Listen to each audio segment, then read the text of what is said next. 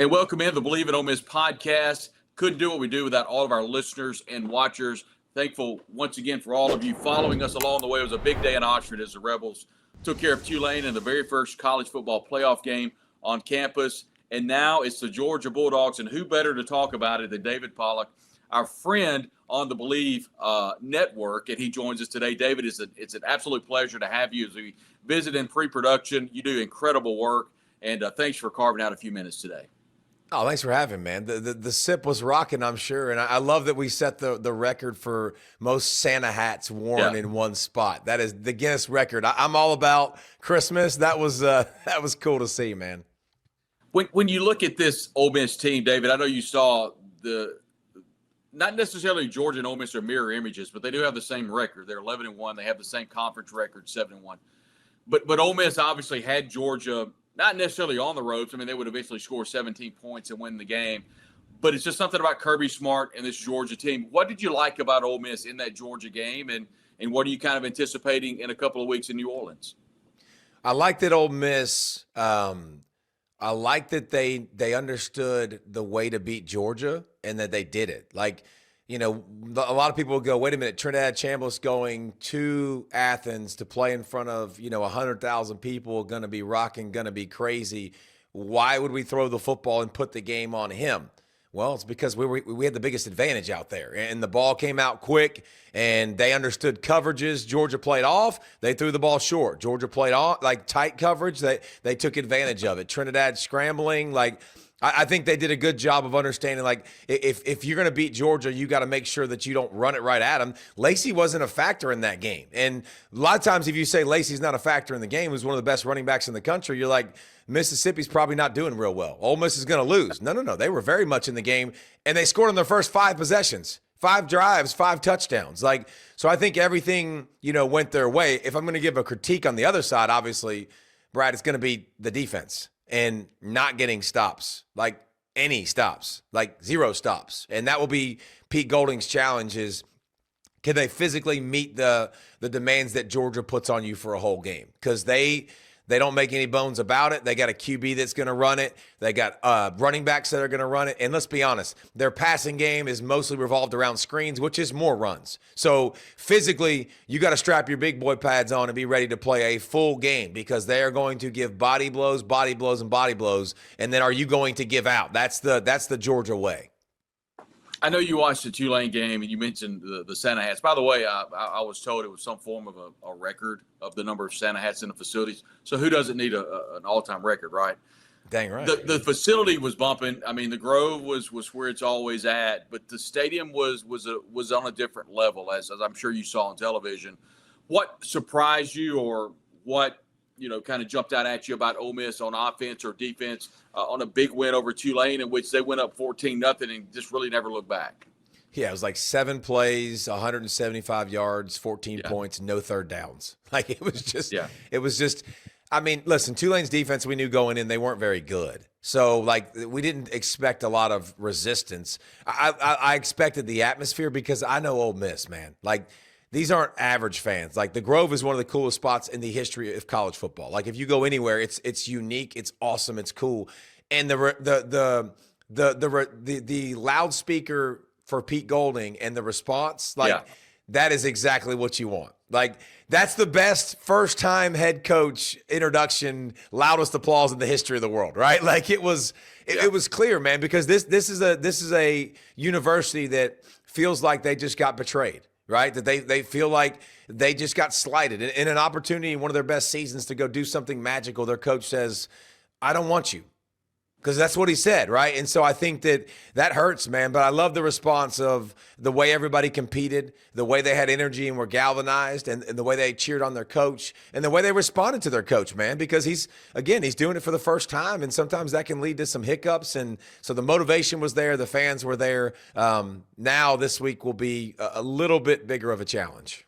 Much bigger of a challenge. And talk about the week. It obviously made such an impact on Lane Kiffin, who's now at LSU, and the football program. They decided to put out a somewhat of a video graphic, what have you, about those coaches that helped lead Ole Miss in the win against Tulane showing up on campus. They need a little bit of a rub, if you will. How has the University of Mississippi, in your opinion, outside looking in, handled the transition from Lane until Pete? Well, I think you can only do what you can do, and I mean Lane is a guy that's different, and his personality is different, and it was I mean the way this situation first of all stinks, and that's a college football problem. Like the fact that we can hire a coach for a new job when he's coaching his team is stupid. Like I think everybody in the world would agree with that. Fix it.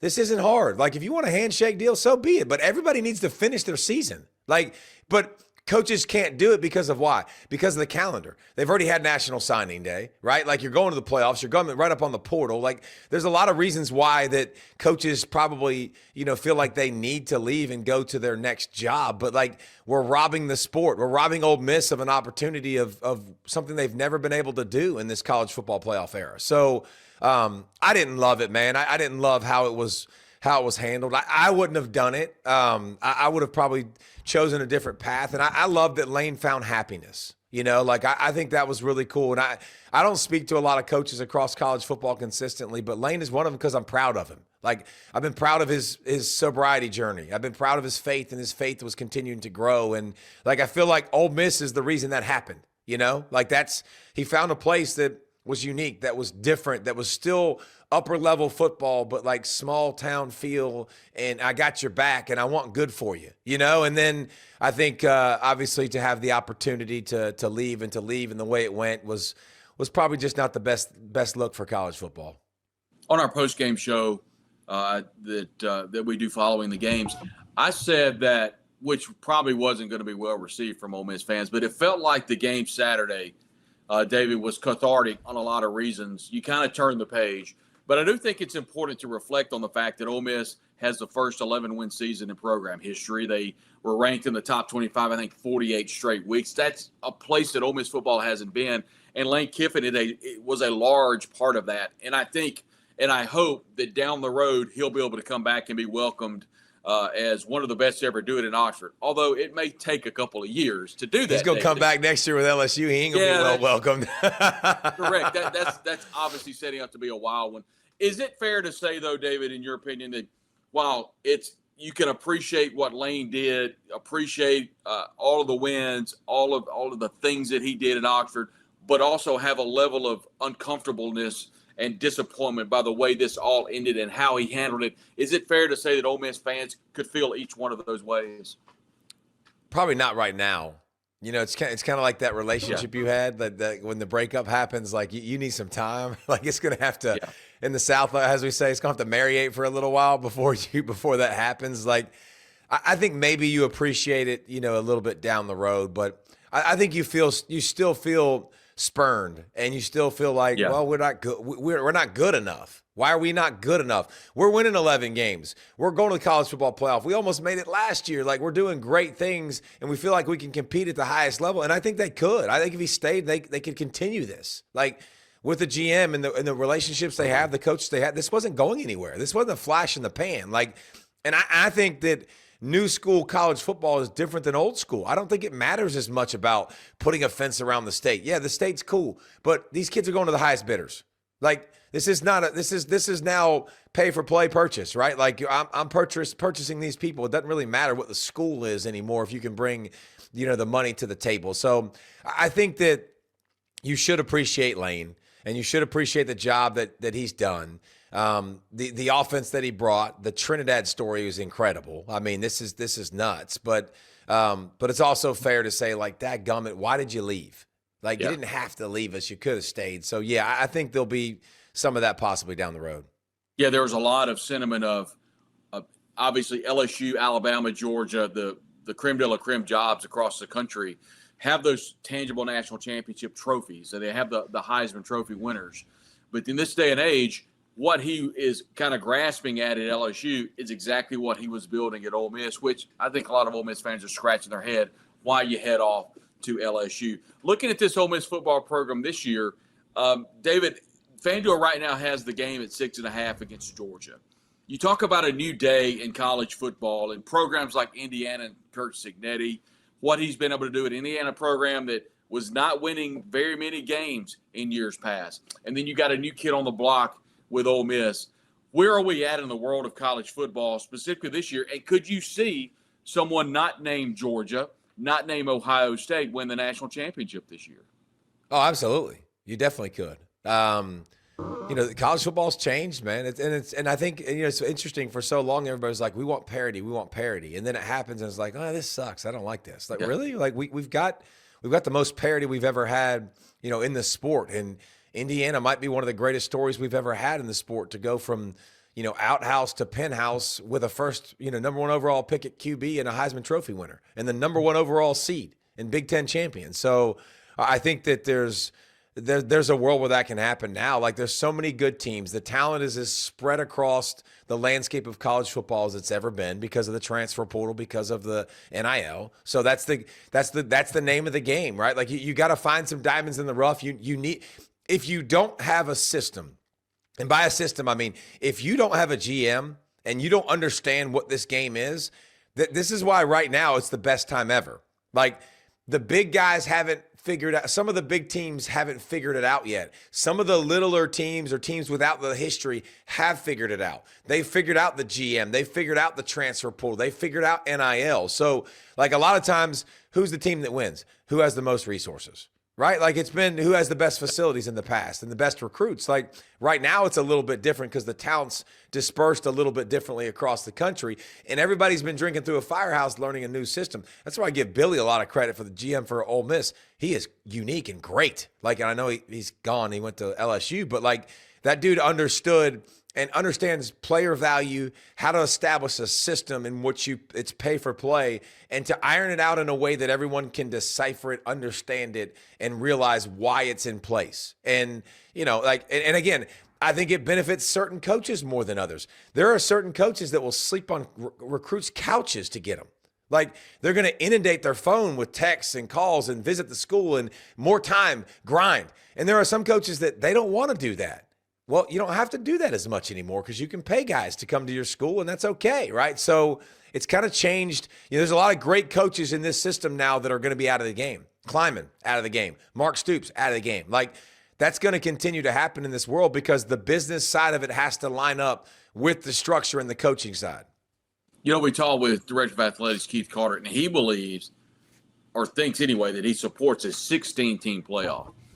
Not necessarily just a 16-team playoff, David, but we saw James Madison really struggle against Oregon. We saw Tulane really struggle against Ole Miss. Do those programs of that magnitude belong in the college football playoff? No, and that's not an insult. That's not an insult to them, but like, and I hear the analogy all the time. Well, the NCAA tournament, it's what makes it great, the Cinderella story. The NCAA tournament, in basketball, you play 5 guys at one time. If you have one great player, you can compete with the other teams. Like, this is 11 on 11 with special teams. You got to have a lot of great players. The chances of you winning is slim and none. Like, Slim and Slim just left the building. There's no chance that they're ever going to make a run and get in this playoff picture and like be in the Final Four.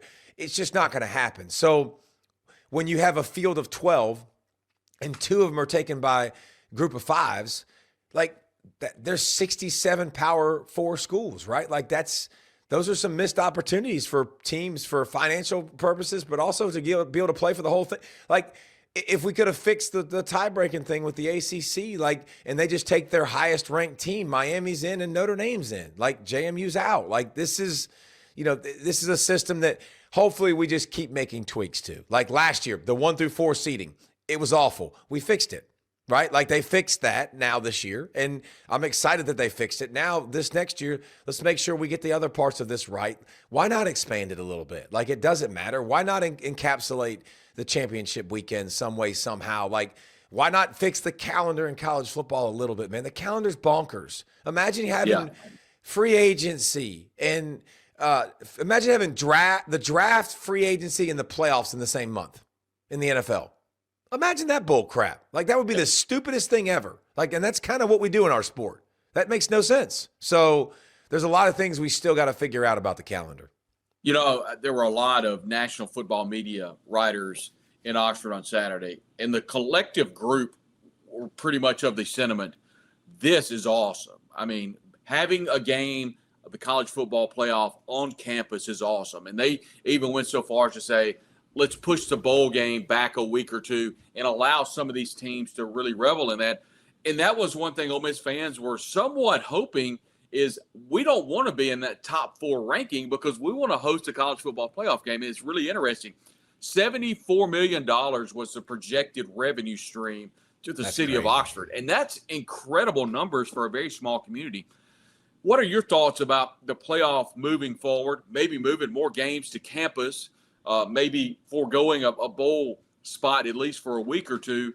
And how would you kind of tweak the playoff as it is now if you would go to 16 and how you would lay it out, campus versus on-site bowl games, and also including these other teams of the lower scale like a James Madison and a Tulane?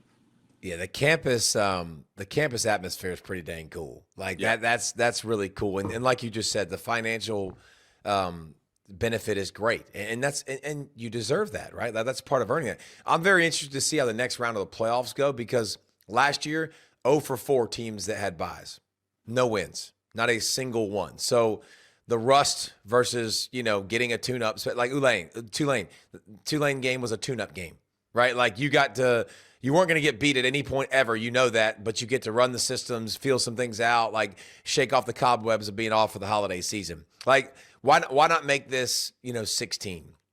Why would that not make sense? Because listen, it's tough to argue with, the 13, 14 teams. Y'all did that last year, right? Like last season, it's a tough debate of being right there on the bubble and right there on the fringe. Like if we expanded it a little bit, it's good for a couple reasons. Gets more teams in, more home playoff games, more revenue, more TV product that's good. Those are all great things. Like those are all awesome things. Another thing, it's healthier for the sport. Why do I say that? Because in this world right now, it's like college football playoffs are bust. It gives more people in the college football playoff. It gives more teams at the end of the season that maybe got hot and figured some things out. Let's go give them a try. Like, I'm still okay with if we're going to do this system and we're going to add, a group of 5 team. I'm good with having a group of 5 team. I'm not good with adding multiple group of 5 teams. Again, I want those spots to go to those teams that can win it.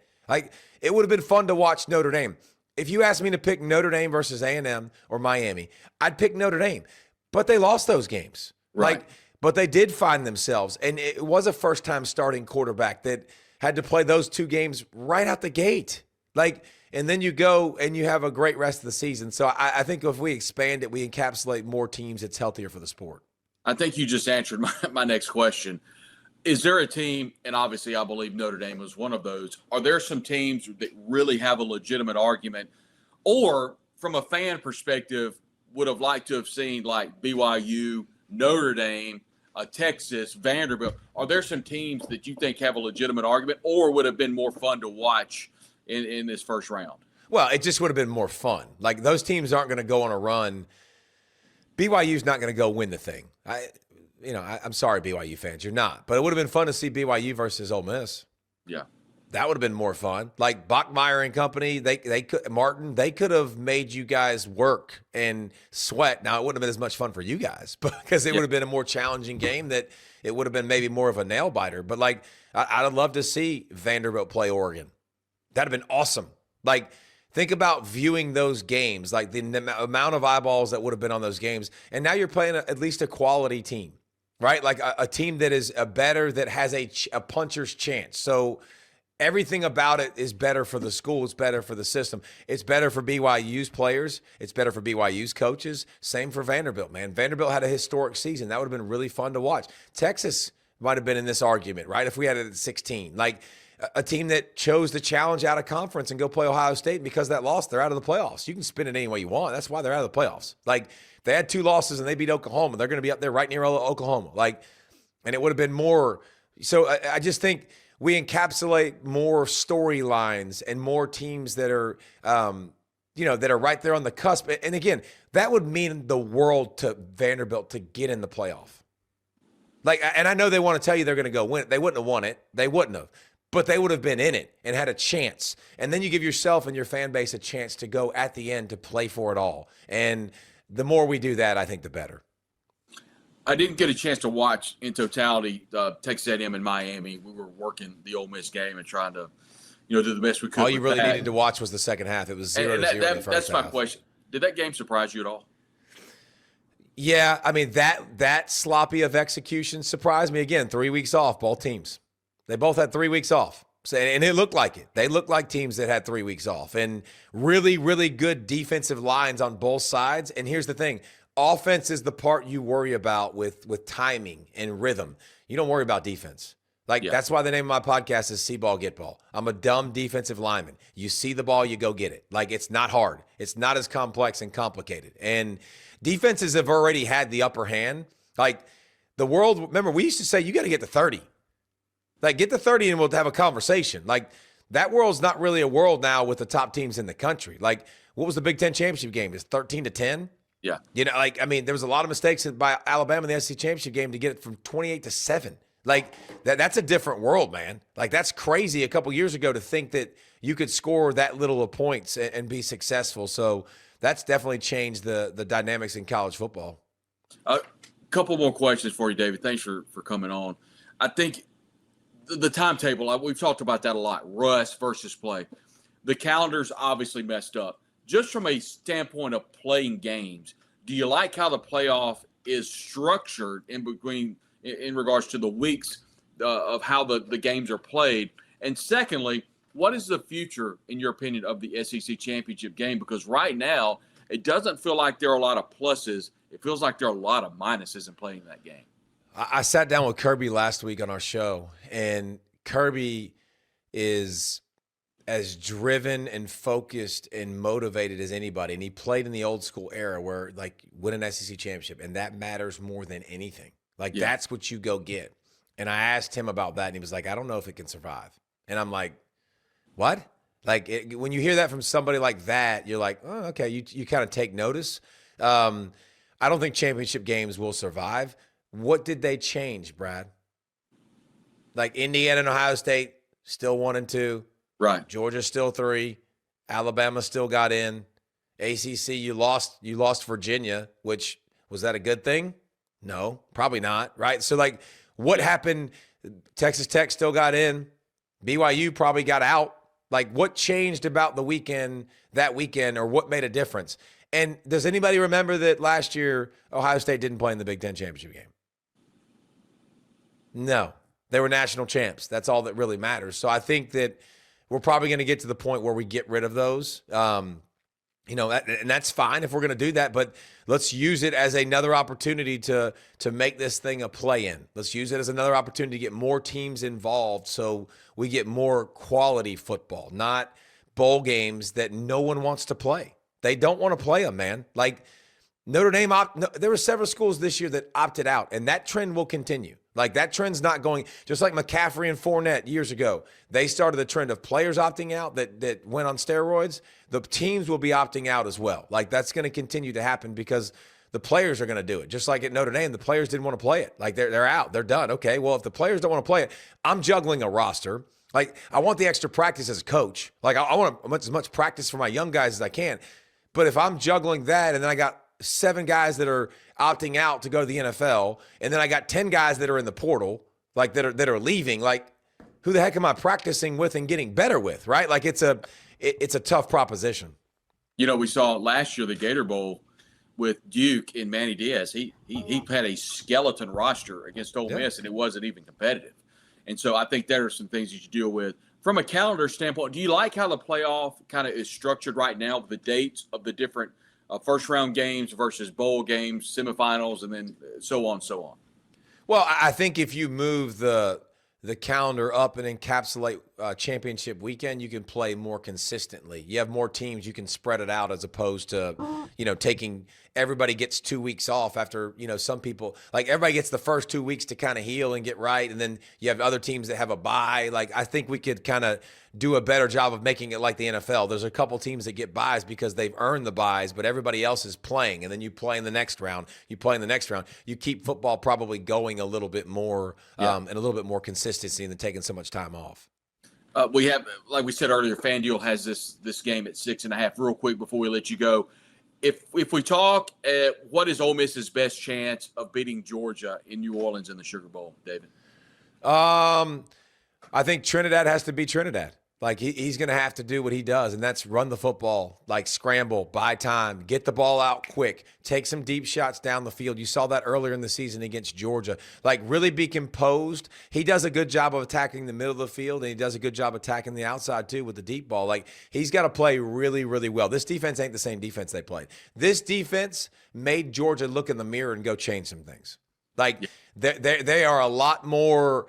Their coverage on the outside, they play three corners now, and they had at that point they had really one guy that they trusted. So they're deeper outside. They'll be more aggressive. They'll be more game-centric up front in the pass rush. The one thing that they have to do a better job, besides finishing and playing defense, which are two big things, Lacey's got to be involved. They've got to find a way to run the football. Have to. Didn't try the first game. It worked out well until the fourth quarter. Trinidad with one bad throw, one miss, behind the sticks, bam. You kick it, your defense doesn't get a stop, ball game's over, right? Like, so I think, having a little bit, obviously you got to finish better. Defense has to play better. But I think the running game has to bring something to the table. It can't just be Trinidad throwing.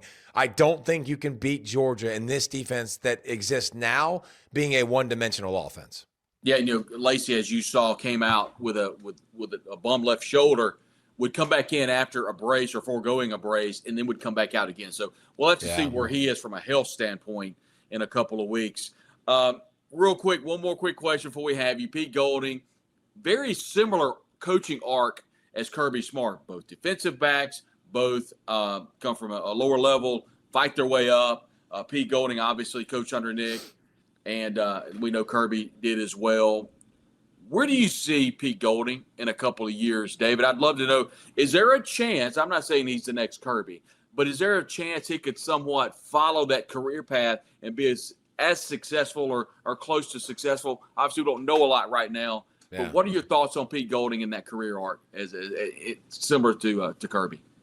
Well, I feel very confident I can say he ain't going to be Kirby just because there's only one of Kirby. And he's the best in the sport. Like I would argue with anybody, just the way he does it. And like, if you look at the numbers now, like all the starting teams that are in the playoff, like Kirby's 90% of his starters are high school recruits. 90%. The next closest is 70, like 72, right? It's 72%. So like he's unique. He's different. He can demand and do different things. Here's what I'll say about Pete. I don't know what he's going to be. I really don't, Brad. And I feel like it's unfair to speculate. I like the start. And I'm not talking about the game against Tulane. I liked his demeanor when he got interviewed. Like it was very calm, honest, matter of fact. Like I think there's some good things that go along with that. Listen, to be successful in college football as a coach, like you've got to have great coaches around you. He went and got a coordinator who's familiar with Ole Miss, which I think is good. An OC that's familiar with Ole Miss, that did it by himself, away from Ole Miss at ECU at a high level, bringing him back in. That's a great thing. Like that's a good check. Like you got to have great assistants around you. The GM component, you got to have it, man. Like you lost a great one, not a good one, a great one, and to LSU. So, but like you got to have that component that lines up. Like I think Pete's off to a good start. I don't know what it will be. That Ole Miss is on its doing this. All right, he's taking over a brand now that ain't the same. It's better than it was, which is a good thing, right? Like a proven brand in the last couple of years that 10 games is like we can win 10 games consistently. We should be doing that. And so I think that those are good things going in his direction. I think it'll be tough to be what Lane is. Like to do what Lane's done the last several years is a tough ask. Like a lot of things have to go right and you have to get guys in the right place. I think Pete's a good coach, but like Lane was really, really good, and there's a reason LSU paid him all that money. But Pete has a chance to be the favorite right here. Like go and continue to do this success and maybe take it up, man. I bet Ole Miss fans will build a statue of that sucker outside the stadium. He's David Pollack, terrific player for the University of Georgia, and now, of course, here on the Believe Network. You can catch all of his podcasts on the Believe YouTube channel and also that C-Ball, Get Ball, wherever you download your podcast. Kind enough to join us here for a few minutes on the Believe in Ole Miss podcast. Everything that we do, of course, is brought to you by our friends at T. White's and our partnership with FanDuel.